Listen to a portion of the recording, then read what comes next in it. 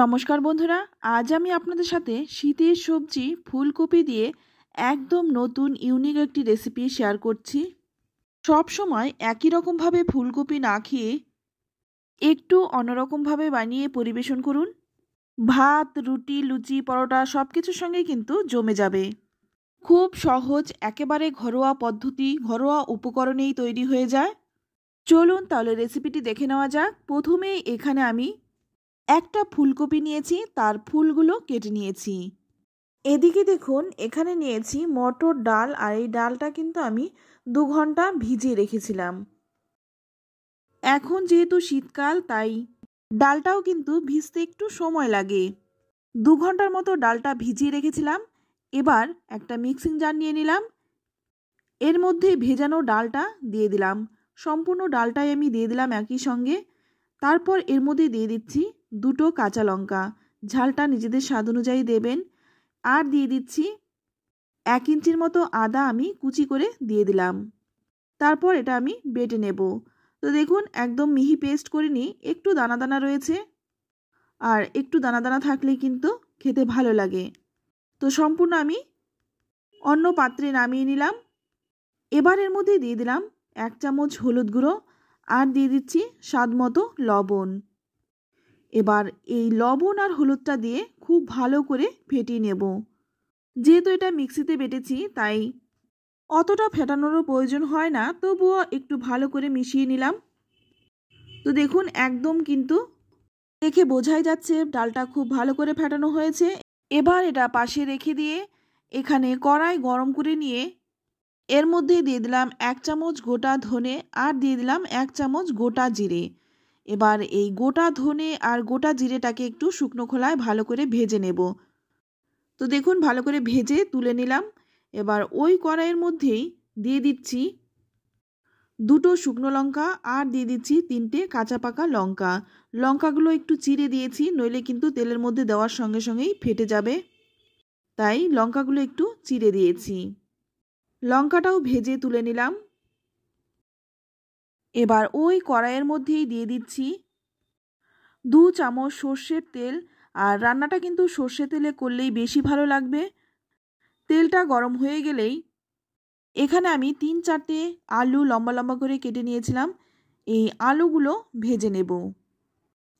আলুটা একটু সামান্য নাড়াচাড়া করে এর মধ্যে দিয়ে দিচ্ছি সামান্য একটু লবণ, আর দিয়ে দিচ্ছি খুব সামান্য একটু হলুদ গুঁড়ো।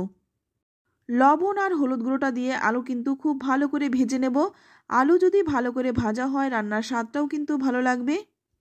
তো আলুটা দেখুন একদম লালচে রং ধরিয়ে ভেজে নিলাম। এবার তুলে নিচ্ছি। আলু ভেজে তুলে নিলাম। এবার দেখুন, এখানে যেই ডালটা আমি বেটে রেখেছিলাম, আর এখন দেখুন ডালটা কত সুন্দরভাবে সেট হয়ে গেছে। এবার এই অল্প অল্প করে ডাল বাটাটা দিয়ে বড়া ভেজে নেব। আর এই বড়াগুলো কিন্তু খেতে ভীষণই টেস্টি হয়। এটা কিন্তু আপনারা ডাল ভাতের সাথেও খেতে পারেন, আর শুধু শুধুও কিন্তু খেতে ভীষণ ভালো লাগে।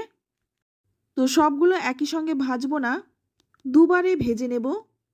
একদিক ভাজা হয়ে গেলে উল্টে দেব। উল্টে পাল্টে বড়াগুলো লাল লাল করে ভেজে নেব। তো দেখুন, বড়াগুলো ভাজা হয়ে গেছে, তুলে নেব। প্রথম ব্যাচের বড়াগুলো ভেজে তুলে নিলাম। দ্বিতীয় ব্যাচের বড়াগুলো কিন্তু একইভাবে ভালো করে ভেজে তুলে নেব।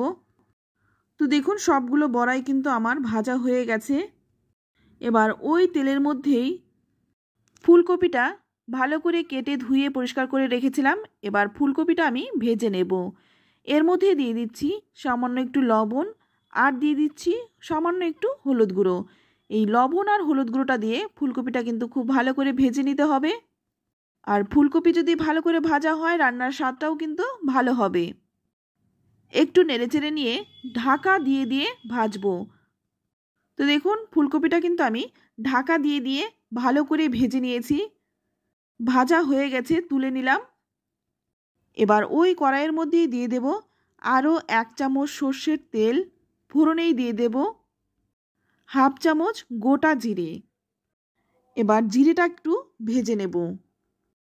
একটু জিরেটা ভেজে নিয়েই এখানে দেখুন দিয়ে দিলাম 3টে এলাচ আর 3 টুকরো দারচিনি, এলাচটা একটু ফাটিয়ে দিয়েছি। এবার এটা একটু ভেজে নিয়ে দিয়ে দিচ্ছি একটা কেটে রাখা টমেটো।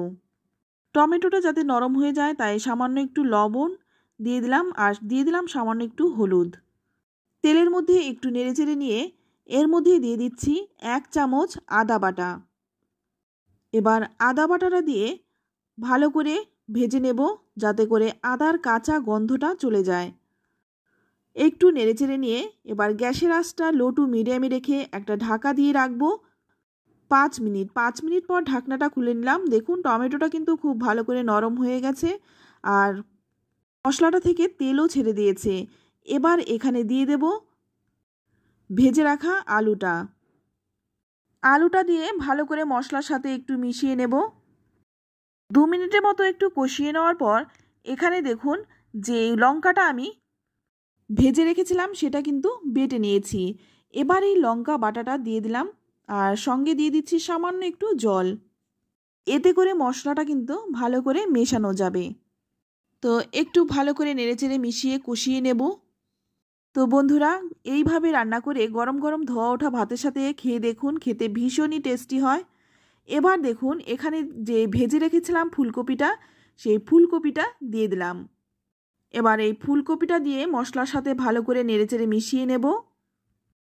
2-3 মিনিট ভালো করে কষিয়ে নেওয়ার পর এখানে দেখুন যেই জিরে আর ধনেটা আমি ভেজে রেখেছিলাম সেটাও কিন্তু বেটে নিয়েছি। জিরে আর ধনেটা এবার দিয়ে দিলাম। আর এই মশলাটা দিয়ে কিন্তু খুব বেশিক্ষণ কষিয়ে নেওয়ার প্রয়োজন হয় না, কারণ মশলাটা কিন্তু আগেই ভেজে নিয়েছিলাম। তাই ঝোল দেওয়ার 1 মিনিট আগে একটু নেড়েচেড়ে মিশিয়ে নেব, তারপর কিন্তু জলটা দিয়ে দেব। তো জলটা দিয়ে দিলাম। এখানে কিন্তু একটু বেশি জল দিতে হবে, কারণ ডালের বড়ায় কিন্তু অনেকটাই জল টেনে নেবে আর এই রান্নাটা কিন্তু একটু ঝোলঝোলি হবে। এবার এখানে দিয়ে দিচ্ছি স্বাদমতো লবণ। লবণ কিন্তু আমি আগেও দিয়েছি, তাই সে কথা মাথায় রেখে কিন্তু স্বাদমতো লবণটা দিয়ে দিলাম। লবণটা দিয়ে ভালো করে নেড়েচেড়ে মিশিয়ে নিচ্ছি। তারপর 3-4 মিনিট ফুটিয়ে নেব। 3-4 মিনিট ফুটিয়ে নেওয়ার পর গ্যাসের আঁচটা লো টু মিডিয়ামে রেখে 5 মিনিট ঢেকে রাখবো। তো 5 মিনিট পর ঢাকনাটা খুলে নিলাম।